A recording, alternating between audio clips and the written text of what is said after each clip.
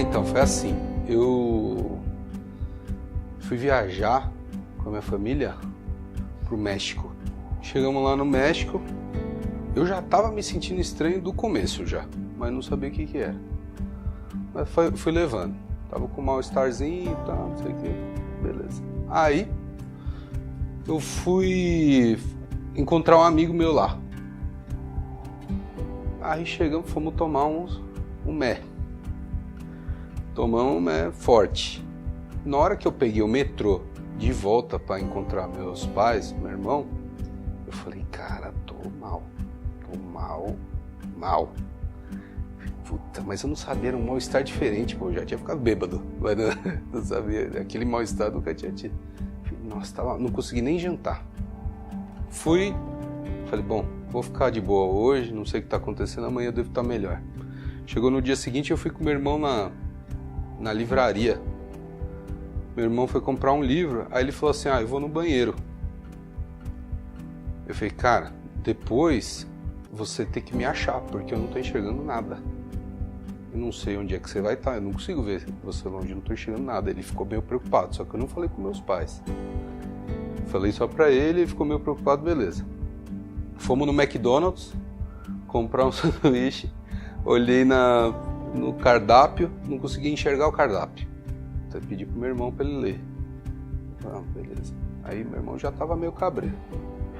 Chegou a noite, eu querendo fazer xixi a cada meia hora de noite, acordava a madrugada inteira.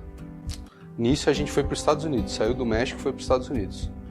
E aí eu já tava me sentindo mal mesmo, assim, só que eu não sabia o que era. E cheguei aqui no Brasil, botei os sintomas no Google, tudo que eu tava sentindo. Tava com a vista assim, tava fazendo xixi, não sei o que. Deu diabetes na hora, primeiro resultado lá. Aí eu falei, bom, vamos ver antes. Eu achando primeiro que eu tava com problema na vista, eu fui no meu primo que é oculista. Aí ele olhou, ele falou, dá seu dedo aqui. Deu uma picadinha, tirou um sangue lá, eu tava com 600 de glicemia. Aí ele falou, você não passa nem em casa, daqui pro hospital direto. E foi assim, foi pro hospital e era diabético. Quando chegou lá, pareceu uma eternidade, assim, porque o cara falou, você é diabético. Eu falei, mas o que é diabetes? Eu não faço nem ideia. Aí você vai ter que olhar, que ó, olha como é que eu dou injeção em você, que você vai ter que se dar injeção. Eu falei, o quê? Eu? Vou dar injeção em mim, né? Eu falei, não, aí o cara deu até risada, o enfermeiro. Falou, ó, tá bom, vai rindo aí, você vai ver. Eu falei, bom, então beleza, então eu sou diabético. Mas foi isso, eu não pensei um minuto sobre isso. Sou diabético? Então sou. Vambora. Eu nem pensei, eu não tive um minuto que eu cheguei e raciocinei sobre o assunto. Eu não cheguei e falei, bom, sou diabético, o que eu vou fazer? Não é isso. O cara falou, sou diabético. Eu falei, beleza, então o que tem que fazer? É isso.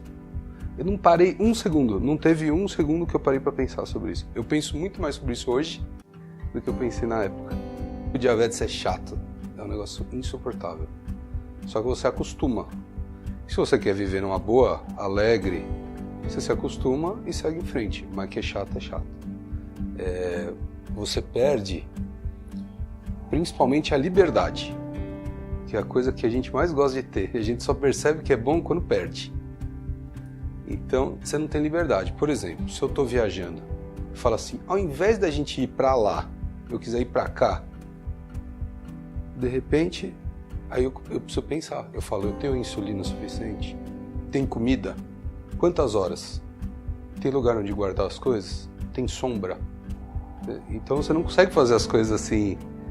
Antigamente eu fazia o que eu queria a hora que eu queria, e agora você precisa pensar sobre isso. Então é um negócio desgastante, essa é a maior palavra.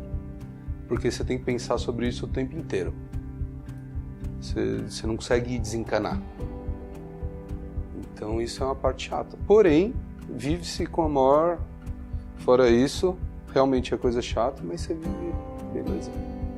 Dá pra fazer tudo. Logo que eu soube que eu fiquei diabético, meus pais souberam, foi um negócio difícil. Porque pros pais, eles primeiro não sabem como é que você está sentindo. E eles têm o sentimento de cuidar de você, só que não depende deles. Isso é um negócio horrível para eles. Eles se sentem impotentes em relação a isso. Porque não há nada que eles possam fazer para te ajudar. Nada. Isso afetou bastante no começo, assim, apesar que meus pais são muito tranquilos, mas no começo foi bem difícil. E depois foi acostumando, foi achando nível, porque aí fica muito invasivo, né? Os pais querem controlar tudo, mas não dá. Ainda mais eu que tive diabetes depois de adulto já, então não tenho o que fazer. Quando eu conheci a minha namorada, ela no começo teve bastante problema com isso. Ela se questionou muito se ela ia conseguir aguentar o tranco que é viver com diabetes. E ela não tinha nem noção ainda, quando ela já pensava isso. Eu falava pra ela, você não sabe 1% da vida do diabético ainda e você já tá com medo. Passados 2 anos e meio, ela agora vive tranquila com isso, mas ela viu como é que é. Não tem noite fácil, não tem viagem fácil, não tem nada fácil. Então acaba estressando os outros por tabela. Não é... Isso, eu diria que uma das piores coisas de ser diabético é o quanto você estressa as outras pessoas, sem você querer. Todo mundo quer cuidar de você, todo mundo quer falar uma coisa, todo mundo viu uma notícia de uma novidade, todo mundo... E você vai te gerando ansiedade, isso, e vai gerando ansiedade nas outras pessoas. Então isso foi uma coisa também que leva muito tempo, muitos anos, até ajustar, até as pessoas à sua volta se ajustarem ao seu esquema. Meus amigos, lanchonete, era impactante assim, tomar uma insulina no meio de todo mundo. Todo mundo ficava assim, nossa. Tem um amigo meu que não gostava nem de olhar.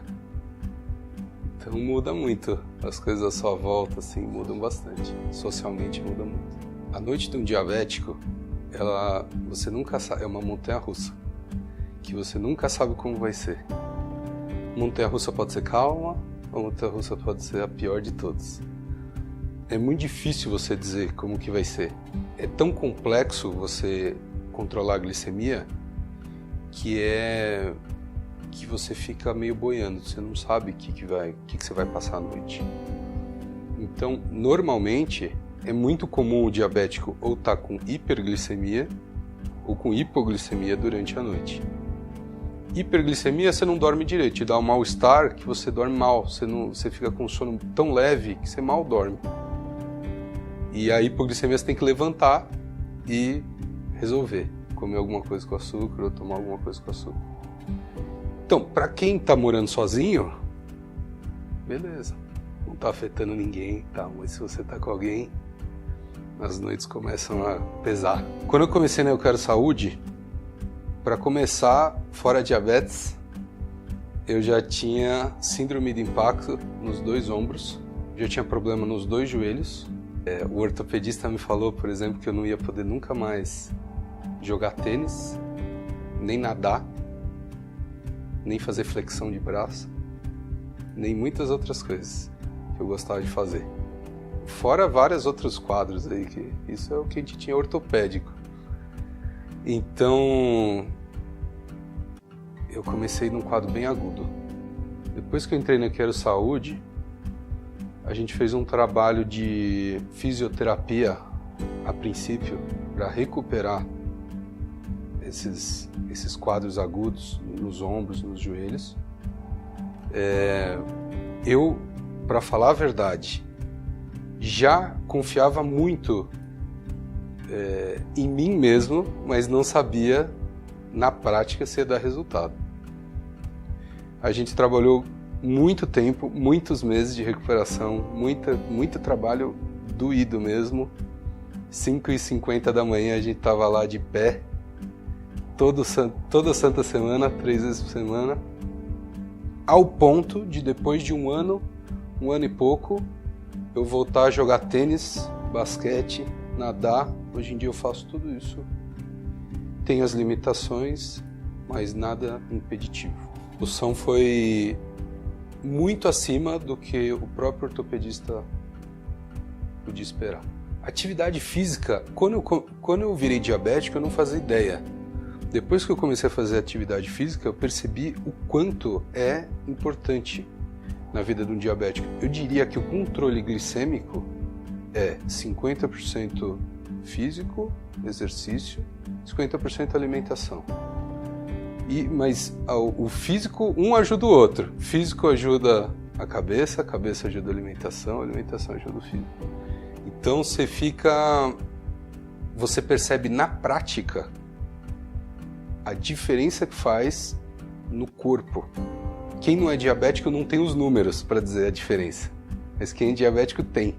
Então a diferença é brutal. Eu saí de uma hemoglobina glicada de 7,4, chegou a 7,6 para uma hemoglobina de 6,2 que eu tenho hoje em dia, o último exame. Então a mudança é impressionante. A minha recuperação só foi possível pela sinergia entre eu e o professor. Só é possível você se recuperar de quadros tão agudos, e a gente só falou de poucas coisas, de muitas, quando você tem uma parceria com o seu professor que transcende só o profissional. É impossível você passar por isso se não for o lado psicológico. Então, o profissional tem que ser muito mais do que só um profissional de educação física. Ele precisa ser um psicólogo, precisa ser um terapeuta, precisa ser um amigo, precisa ser pai, precisa ser irmão, precisa ser tudo, porque exige muito mais do que só o exercício. São coisas muito difíceis de recuperar, assim. Então, eu diria que a Eu Quero Saúde tem uma proposta que é totalmente diferente do que eu já tive vários professores, vários personal trainers, vários. Mas no Eu Quero Saúde tem a proposta que transcende apenas o lado físico. É o bem-estar, é a saúde, é a amizade, são outras coisas. Depois de 10 anos de diabético, eu comecei a desenvolver alguns sintomas importantes e que se misturaram. Além disso, eu tive problemas, eu tive uma sinusite muito forte, comecei a ter problemas respiratórios muito sérios e eu fui me tratar com médicos que não me olharam com o carinho necessário e me deram remédios que eu não podia tomar para um diabético durante muito tempo e muito fortes. Esses remédios me fizeram desenvolver neuropatias diabéticas. São coisas muito doloridas. Para quem já teve um problema, uma neuropatia não é brinquedo. É uma coisa que dói e dói para valer. Além disso, talvez por isso, eu entrei num quadro de depressão, uma ansiedade muito grande, né? Porque você entra num quadro médico que você não sabe quando você vai sair. Isso é muito ruim. Quem passou por isso sabe. A pior coisa é você não ter esperança. Então você só tem fé, você não tem mais nada. Você não consegue se agarrar em mais nada, é só fé que sobra. Então, depois disso, a gente teve um trabalho que Eu Quero Saúde de recuperar o psicológico, o físico, as neuropatias e tudo que envolvia. E esse é um processo que está vindo até hoje, são anos de trabalho. Isso foi muito mais difícil do que o processo que eu tive no começo, logo que eu entrei. E agora, graças a Deus, eu estou muito bem com a ajuda da Eu Quero Saúde, de poder fazer tudo que eu gosto e as coisas que eu ainda não posso fazer, o que eu tenho limitações, nós estamos trabalhando e eu tenho confiança de que vai sair. Então, a hora que volta a esperança, sua vida fica muito melhor. Enquanto está só na fé, é só a fé, mas a hora que você vê uma luz no fim do túnel... Então, o que eu mais agradeço é da Eu Quero Saúde ter me proporcionado a possibilidade de enxergar a luz no fim do túnel, que era coisa que eu não estava enxergando aí no começo. Isso é importante para mim.